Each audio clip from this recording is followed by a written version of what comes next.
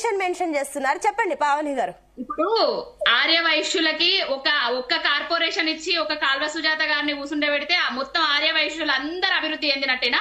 అట్లుంది ఆమె మాటలు. దమ్ముంటే అని 100 సార్లు మాట్లాడింది. 42% కామారెడ్డి సాక్షిగా రిజర్వేషన్ ఇస్తామని చెప్పింది వీళ్ళు, ఇవ్వాల్సింది వీళ్ళు, కొట్లాడాల్సింది వీళ్ళు. కాంగ్రెస్ వాళ్ళు 8 మంది ఉన్నారు, బీజేపీ వాళ్ళు 8 మంది ఉన్నారు. పార్లమెంట్ స్తంభింపజేయండి. కాంగ్రెస్ పార్టీకి చిత్తశుద్ధి ఉంటే రేవంత్ రెడ్డి అనేటైనే 58 సార్లు ఢిల్లీకి పోయిండు. ఎవరినన్నా అఖిలపక్షాన్ని తీసుకుపోయిండా మోడీ గారి దగ్గరికి? కనీసానికి లెటర్ ఇచ్చిండ్రా? బీసీలకు మేము రిజర్వేషన్ ఇస్తామన్నాము, ఇవ్వాలి అని చెప్పేసి వీళ్ళు ఇచ్చిండ్రు. వీళ్ళిచ్చి మళ్ళా వాళ్ళు ఇవ్వాలి. కేంద్రంలో ఉన్నది బీజేపీ. కేంద్రంలో ఉన్న బీజేపీ బీసీ మంత్రిత్వ శాఖని ఏర్పాటు చేయకుండా రేపు రాబోయే ఎన్నికలల్లా ముఖ్యమంత్రి అయితే తెలంగాణలో ఇస్తామనేసి వాళ్ళు చేతులు దులుపుకుంటున్నారు. వీళ్ళేమో 42% రిజర్వేషన్ ఇస్తామనేసి వీళ్ళు చేతులు దులుపుకుంటున్నారు. ఇద్దరు కలిసి ఎవరిని ముంచుతున్నారు? ఎవరిని నమ్మించి నాన వస్తే పుచ్చిపురలైనట్టుగా చేస్తున్నారు. ఇంకా అసలు ఇప్పుడు గౌడ్స్ కి మొన్న వైన్స్ లల్లా టెండర్స్ పడ్డాయి. 15% ఉన్నదాన్ని 25% చేస్తా అని చెప్పిండ్రు. కనీసానికి బీసీల మీద గౌండ్ల మీద ప్రేమ ఉంటే కనీసానికి 25% వైన్స్ లల్ల టెండర్ల రిజర్వేషన్ ఇచ్చిండ్రా అండి? కనీసానికి 20,000 కోట్ల రూపాయల బడ్జెట్ పెడతా అని 20,000 కోట్ల రూపాయల బడ్జెట్ పెట్టిండ్రా? ఒక్క నిమిషం అండి పావని గారు. సుజాత గారు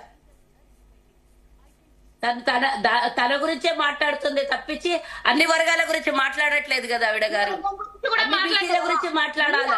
టెండర్ లేచిన ఒక్క నిమిషం గురించి కూడా మాట్లాడే కదా. తన ఆదివాసీల గురించి అడిగింది చెప్పాను నేను. నా గురించి నేను అడగమన్నా నేను చెప్తాను. అంటే మీ శాఖల మంత్రులు ఒక్క నిమిషం ఉండు.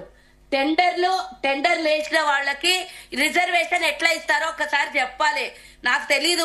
మరి కొత్తగా ఏమన్నా లెసన్ నేర్పిస్తే టెండర్ వేసిన తర్వాత వీళ్ళకి రిజర్వేషన్లు ఎట్లా ఇస్తారు?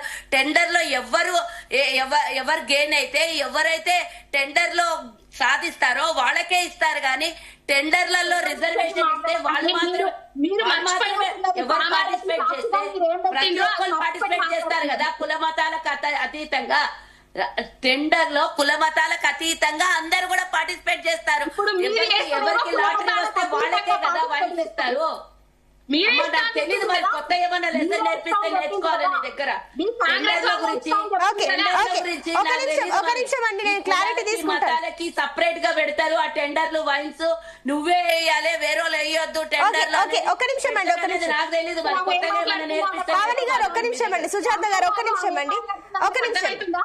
బీసీలకి అసలు 42% రిజర్వేషన్ ఇస్తా అని చెప్పింది వీళ్ళు. ఇప్పుడు పార్టీల పరంగా ఇస్తామని చెప్పేది వాళ్ళు. పార్టీల పరంగా ఇచ్చేదానికి 2 సంవత్సరాలు ఎందుకు ఆగిండ్రు?